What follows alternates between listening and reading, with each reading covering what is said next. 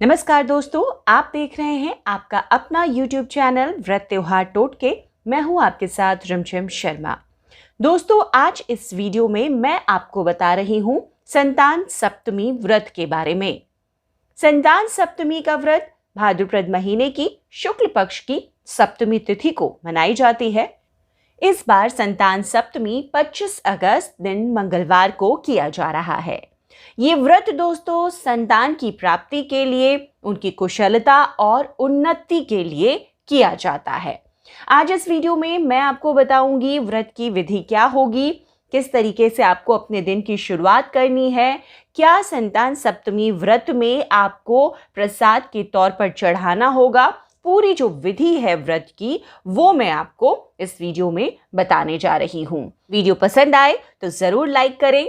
इसी तरह की जानकारियां मैं हर रोज आपके लिए लेकर उपस्थित रहती हूं। अगर चैनल पर नए आए हैं, इसी तरह की जानकारियां आप चाहते हैं तो चैनल को जरूर सब्सक्राइब करें। तो चलिए मैं आपको संतान सप्तमी की विधि बता देती हूं। दोस्तों, संतान सप्तमी के दिन माता पार्वती, शिव शंकर, भोलेनाथ की पूजा आराधना की जाती है।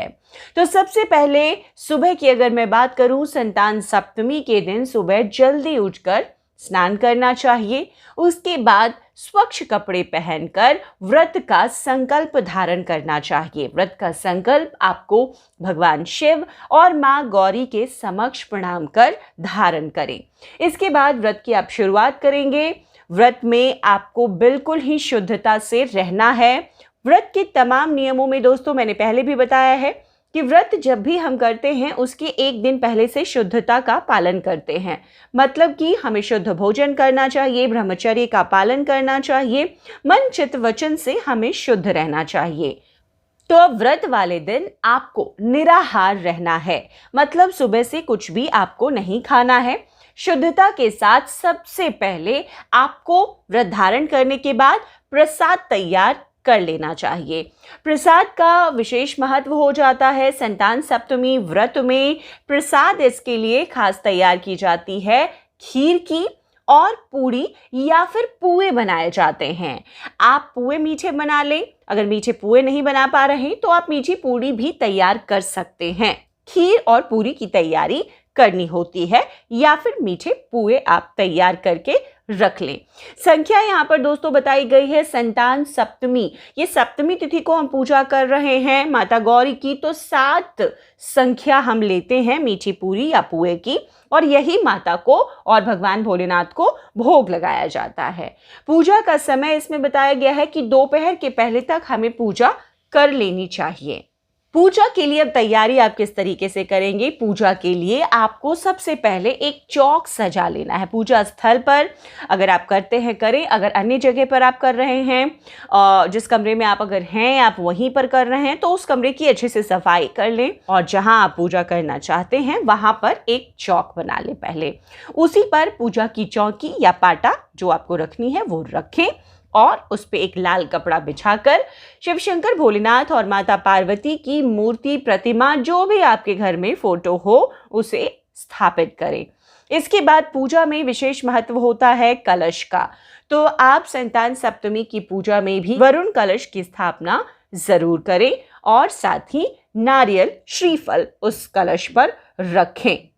दोस्तों, और जिस तरीके से, जिस विधि से हम पूजा करते हैं, पूजा के लिए भगवान शिव शंकर, भोलेनाथ और माता पार्वती की पूजा के लिए जो जरूरी सामग्री है वो आप पूजा की थाली में रखेंगे। जैसे शिव शंकर, भोलेनाथ के लिए आप सफ़ेद चंदन रखें, उनके लिए सफ़ेद चावल रखें, उनके प्रिय फूल, आक के फूल, बेलपत्र, धतूरे के फूल, ऐसी चीज़ें भोलेनाथ के लिए रखें। माता पार्वती के लिए आप कुमकुम रखें। आप पीले चावल भी रख सकते हैं। माता पार्वती को लाल फूल पसंद है, लाल गुड़हल के फूल मिल जाए, उन्हें बहुत प्रिय है। तो इस तरह से आप तमाम सामग्री रखें। इसके बाद क्योंकि भोग आपके पास तैयार है, भोग आपने घर में तैयार कर लिया है, यही भोग लगेगा। आप चाहें तो फल, मेवा, मिष्ठान इत्यादि भी पूजा में रख सकते हैं। हालांकि बहुत ज़्यादा उसकी ज़रूरत नहीं है क्योंकि भोग इसमें घर में तैयार किए गए मीठी पूरी या पुए का ही लगता है।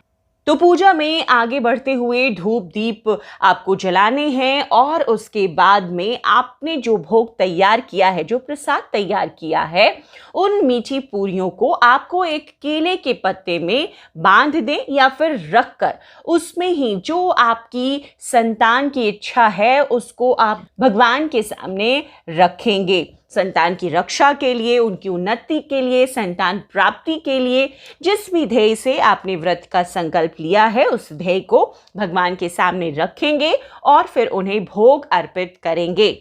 भगवान को वस्त्र के तौर पर कलावा अर्पित करें, वस्त्र अर्पित कर सकते हैं करें, यज्ञोपवीत जरूर अर्पित करें। ये तमाम चीजें जो है पूजा की सामग्री में होनी चाहिए।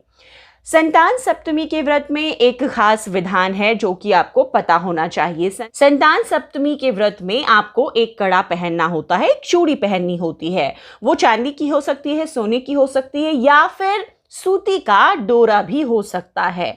पूजा करते समय संतान सप्तमी में जो भी आपकी संतान की कामना है, संतान प्राप्ति की, उस कामना से आप उस डोरे में 7 गांठ बनाकर सबसे पहले भगवान के सामने उसे अर्पित करेंगे और उसके बाद उस डोरे को अपने हाथों में चूड़ी की तरह आपको पहन लेना है। ये व्रत जो संतान सप्तमी का है दोस्तों, दोनों ही माता पिता कर सकते हैं संतान की कामना के लिए, दोनों मिलकर करें, बहुत ही अच्छी बात है।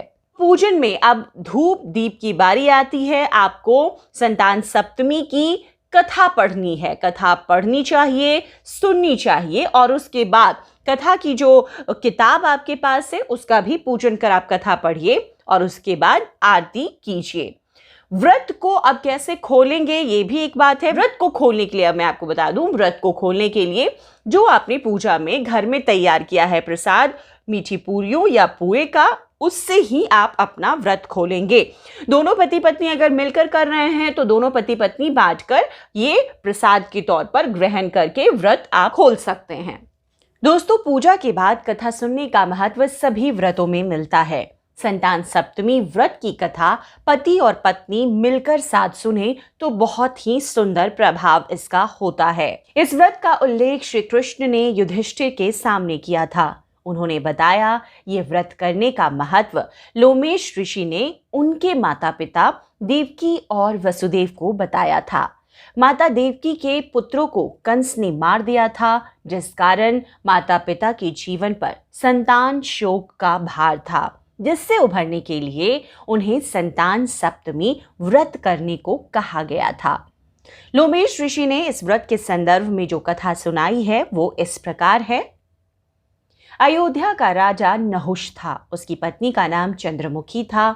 चंद्रमुखी की एक सहेली थी जिसका नाम रूपमती था। वो नगर के ब्राह्मण की पत्नी थी। दोनों ही सखियों में बहुत प्रेम था।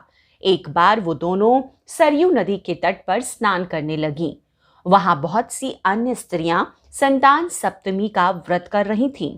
उसकी कथा सुनकर इन दोनों सखियों ने भी पुत्र प्राप्ति के लिए इस व्रत को करने का निश्चय लिया, लेकिन घर आकर वो भूल गईं। कुछ समय बाद दोनों की मृत्यु हो गई और दोनों ने पशु योनि में जन्म लिया। कई जन्मों के बाद दोनों ने मनुष्य योनि में जन्म लिया। इस जन्म में चंद्रवती का नाम ईश्वरी और रूपमती का नाम भूषणा था। ईश्वरी राजा की पत्नी हुई और भूषणा ब्राह्मण की पत्नी थी। इस जन्म में भी दोनों में बहुत प्रेम था। इस जन्म में भूषणा को पूर्व जन्म की कथा याद थी, इसीलिए उसने संतान सप्तमी का व्रत किया, जिसके प्रताप से उसे 8 पुत्र प्राप्त हुए। लेकिन ईश्वरी ने इस व्रत का पालन नहीं किया, इसीलिए उसकी कोई संतान नहीं थी और इसी कारण उसे भूषणा से ईर्ष्या होने लगी। उसने कई प्रकार से भूषणा के पुत्रों को मारने की कोशिश की, लेकिन भूषणा के व्रत के प्रभाव से उसके पुत्रों को कोई क्षति ना पहुंची। थक हार कर ईश्वरी ने अपनी ईर्ष्या और अपने कृत्य के बारे में भूषणा से कहा और क्षमा भी मांगी। तब भूषणा ने उसे पूर्व जन्म की बात याद दिलाई और संतान सप्तमी के व्रत को करने की सलाह दी। ईश्वरी ने पूरे विधि विधान के साथ व्रत किया और उसे एक सुंदर पुत्र की प्राप्ति हुई। इस प्रकार संतान सप्तमी के व्रत का महत्व जानकर सभी मनुष्य पुत्र प्राप्ति एवं उनकी सुरक्षा के उद्देश्य से इस व्रत का पालन करते हैं। तो दोस्तों, आपको ये वीडियो पसंद आया हो तो जरूर लाइक करें। कोई अन्य जानकारी आपको चाहिए कमेंट में आप वो भी पूछ सकते हैं। इसी तरह की ज्ञानवर्धक जानकारियां मैं अपने चैनल व्रत त्योहार टोटके पर आपके लिए हर रोज लेकर उपस्थित होती हूँ। चैनल पसंद आ रहा है, वीडियोस पसंद आ रहे हैं तो चैनल को जरूर सब्सक्राइब करें। वीडियो देखने के लिए आप सभी का बहुत बहुत शुक्रिया।